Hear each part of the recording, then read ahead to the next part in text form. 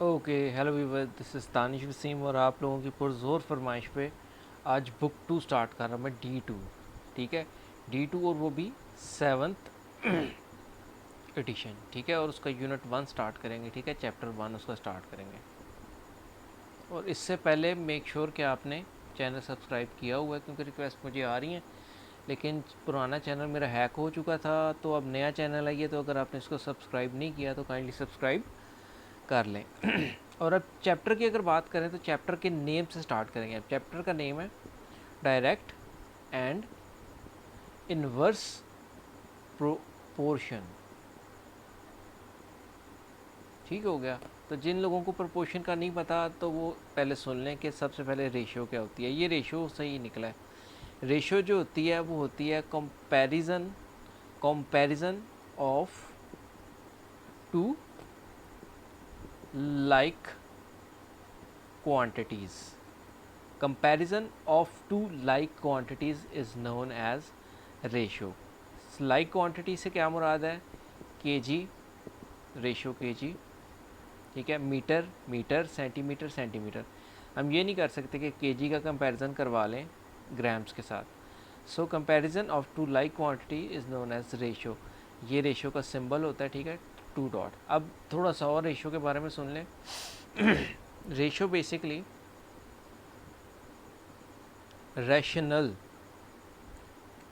से निकला है। अब रैशनल नंबर कौन से होते हैं? जो P/Q फॉर्म में लिखे जाते हैं। P/Q फॉर्म में लिखे जाने वाले नंबर्स को हम फ्रैक्शन भी बोलते हैं, लाइक 3/4। तो जो रूल्स फ्रैक्शंस के होते हैं वही रेशियोज़ के भी रूल होते हैं। यहाँ तक तो बात हो गई रेशियो की। ठीक है, इतना मुझे उम्मीद है कि आपको समझ आ गई रेशियो की डेफिनेशन। ठीक है, रेशियो का सिंबल। ठीक है, रेशियो का आगे मतलब जो इसके रूल्स रेगुलेशन है इसको सॉल्व करने के वो क्या हैं। अब बात करते हैं प्रोपोर्शन की। प्रोपोर्शन क्या होती है? प्रोपोर्शन होती है टू रेशियोज़ के दरमियान इक्वालिटीज़।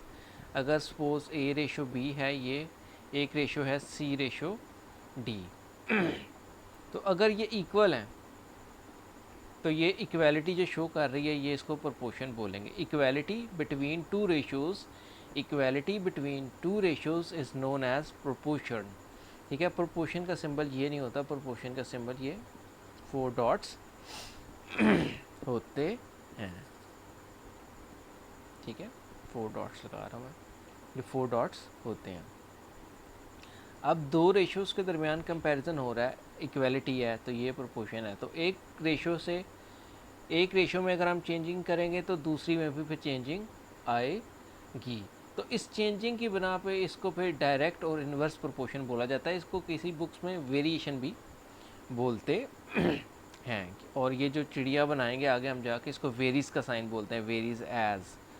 ठीक है, प्रोपोर्शन भी बोला जाता है कहीं इसको वेरिएशन का। ये प्रोपोर्शन का सिंबल हमारे पास ये आ गया। अब प्रोपोर्शन दो तरह की होती हैं, एक डायरेक्ट, एक इनवर्स। ठीक है, और एक इन दोनों का कंपैरिजन होती है। कंपैरिजन नहीं, सॉरी, मिक्सचर कह लें, जिसको हम बोलते हैं मिक्स्ड प्रोपोर्शन या कंपाउंड प्रोपोर्शन। ठीक है, आप इसको मिक्स्ड भी बोल सकते हैं। ठीक है, और कंपाउंड प्रोपोर्शन भी बोलते हैं, और इसको जॉइंट वेरिएशन भी आई थिंक कहा जाता है। इसका मुझे श्योर नहीं जॉइंट वेरिएशन कहा जाता है कि नहीं, लेकिन कंपाउंड तो कहा जाता ही जाता है जब दोनों इकट्ठी आ जाएं। अब पहले बात करते हैं डायरेक्ट की। डायरेक्ट प्रोपोर्शन क्या होती है? डायरेक्ट प्रोपोर्शन क्या होती है? ये बेसिकली दो लाइक क्वांटिटीज़ के दरमियान कंपैरिजन की बात हो रही है। तो एक चीज़ में चेंजिंग करने से दूसरी चीज़ में भी चेंजिंग आती है। ठीक हो गया। अब जब एक चीज़ में चेंज करने से दूसरी भी चीज़ में वैसा ही चेंज आए, सपोज़ अगर हम एक चीज़ को इंक्रीज़ करते हैं, ठीक है, तो दूसरी भी इंक्रीज़ हो जाए। ठीक है, फॉर एग्ज़ाम्पल हमारे पास 8 बुक्स हैं, उनका मैथ है 1 kg। ठीक है, अगर हम बुक्स 10 करते हैं तो मैथ डेफिनेटली कुछ ना कुछ तो इंक्रीज़ होगा। क्योंकि बुक बढ़ रही हैं तो मैथ्स भी डेफिनेटली बढ़ेगा। इसलिए मैथ्स और क्वांटिटी में सॉरी डायरेक्ट प्रोपोर्शन पाई जाती है। अब डायरेक्ट प्रोपोर्शन क्या है? इंक्रीज़ और डिक्रीज, इंक्रीज और decrease, cause equal, increase equal, और या इंक्रीज और डिक्रीज इन अदर क्वांटिटी। ठीक है, एक चीज़ में इजाफे से दूसरी चीज़ में भी इजाफा हो, एक चीज़ में कमी से दूसरी चीज़ में भी कमी हो। ठीक है, तो ऐसा रिलेशन डायरेक्ट वेरिएशन कहलाता है। इसकी एग्जांपल के तौर पर हम बात करते हैं, पहला क्वेश्चन बिल्कुल बुक का आपका 1A 1A का पहला क्वेश्चन आपका वो कहता है 108 आइडेंटिकल बुक्स मीन एक जैसी बुक्स का मैस है 30 kg। ठीक है, और वो कहता है कि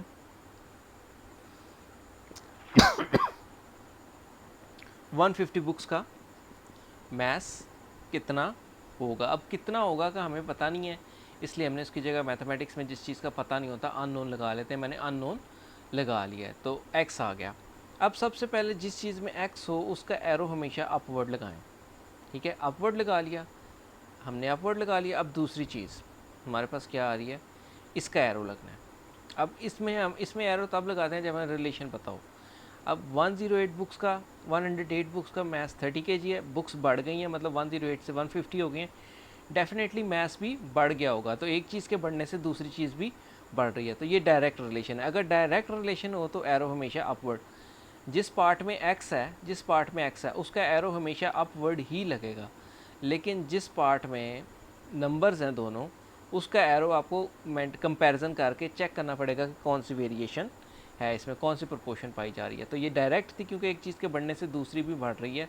अगर सपोज बुक्स कम भी कर दी जाती, अगर बुक्स हम 100 कर देते तो हमें ये पता लग जाता कि बुक्स कम हुई हैं तो उधर मैथ्स भी कम हो जाना था, तो फिर भी ये डायरेक्ट वेरिएशन ही होती। तो इसमें डायरेक्ट वेरिएशन है तो एक चीज़ आप एरो लगाना यहाँ पे सीख लें। अगर डिफरेंट वे से भी हम करेंगे लेकिन बेस्ट वे मेरे अकॉर्डिंग यही है इसको करने का, प्रोपोर्शंस के क्वेश्चन करने का। अब जब आप ये लगा लें तो उसके बाद क्या करना है, एक चीज़ नोट कर लें अपने पास। ये बेसिक चीज़ें आगे सारी वीडियोस में हम, यानी सारी एक्सरसाइज में जहाँ जहाँ वेरिएशन आप करें, जहाँ जहाँ प्रोपोर्शन करें वहाँ यूज़ करेंगे। वो क्या चीज़ है कि एरो में जब एरो लग जाते हैं तो हमेशा टेल ऊपर लिखी जाती है और हेड नीचे लिखा जाता है। टेल ऊपर लिखी जाती है और हेड ऊपर लिखा जाता है, सॉरी टेल ऊपर लिखी जाती है और हेड नीचे लिखा जाता है। मुझे मार्कर तो मेरे दिमाग में घूम रहा है कि वो क्यों नहीं चल रहा, नए मार्कर हैं फिर भी ड्रामे करते हैं। चले, अब जब आप एरोज़ लगा लें तो फिर आप लिखेंगे, एक्स वाले को मोस्टली हम इधर ही रखते हैं तो इसको लेफ़्ट पे रखें, टेल ऊपर हेड नीचे, इक्वल लगाया, टेल ऊपर और हेड नीचे। यहाँ तक उम्मीद करता हूँ आपका क्वेश्चन क्लियर हो गया होगा। इसको रेज कर देता हूँ, ये डायरेक्ट वेरिएशन है। रात के मतलब 12:30 हो गए हैं तो इस वजह से अब मैं इतना चार्ज नहीं बोल रहा, ऐसे ही बोल रहा हूँ क्योंकि वालदा मेरी सो रही हैं पास और मैं ये काम कर रहा हूँ। चले, अब ये आ गई चीज़ मेरे पास, देखेंगे आपके पास फ्रैक्शन ही बन गई। ठीक है, 150 ओवर x। अब डिफरेंट वेज हैं इस फ्रैक्शन को क्लियर करना है। हमने सिर्फ x की वैल्यू निकालनी है। यहाँ आएगा, सॉरी मैंने कुछ गलती की है, क्या था यहाँ 108 था। यहाँ था x 10 x ओवर 30 और 108 था यहाँ। ठीक है, मैंने वो रेस कर दिया, मुझे पता ही नहीं लगा। ठीक है, अब हमने इसको सॉल्व करना है। सॉल्व का मतलब ये होता है कि x की वैल्यू निकालनी है, तो ये इधर डिवाइड है, उधर जाएगा मल्टीप्लाई। पहला क्वेश्चन है इस वजह से मैं स्लो कर रहा हूँ, ये उधर जाएगा मल्टीप्लाई होगा और 108 नीचे है। अब आपने कुछ नहीं करना, इसको मल्टीप्लाई करें और 108 से डिवाइड कर दें, आपका आंसर आ जाएगा। इसको सॉल्व करने से आंसर 41 समथिंग आता है। तो आप इसको फिर इसका यूनिट लगा दें साथ, तो आपको आंसर इसका मिल जाएगा। मैं इसको छोड़ रहा हूँ, आप इसको रफ वर्क में कर लें चाहे कैलकुलेटर से कर लें, मुझे इससे कोई एतराज़ नहीं। अब दूसरा पार्ट इसका देते हैं। दूसरे पार्ट में उसने बोला था कि the number of such book that have 20 kg maths. अब पहली जो इन्फॉर्मेशन होगी वो आपकी हमेशा वही रहेगी। अब इसको थोड़ा और बढ़ाते हैं, आप बॉक्स बनाएं। ठीक है, ये ऐसे बॉक्स बनाएं, ऊपर आप हेडिंग देंगे बुक्स मैथ्स, जो मेन हेडिंग्स हैं। ठीक है, वो कोई मसला नहीं, आप इधर लिख लें, उसको उधर लिख लें। अब मेन जो है, मेन डाटा जो था वो आप इधर ही लिखेंगे।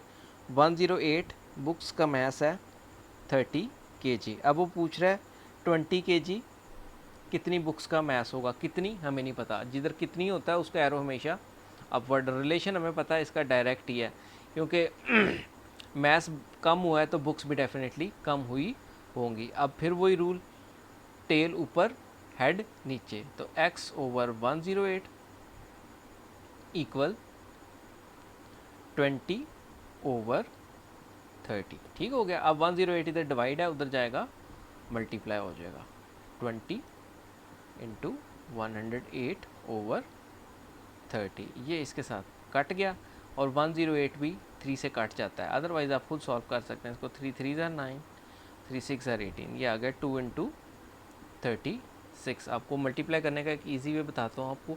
36 को 2 से मल्टीप्लाई करना है आपने, आप इसको यहाँ पे लिखें मल्टीप्लाई, यहाँ लिखें 2, और यहाँ पे लिखें 36, 30 इंटू 30 और 6, 36 30 प्लस 6 होता है 30। अब 2 3 ज़ार 6, 0 का 0, और 2 6 ज़ार 12।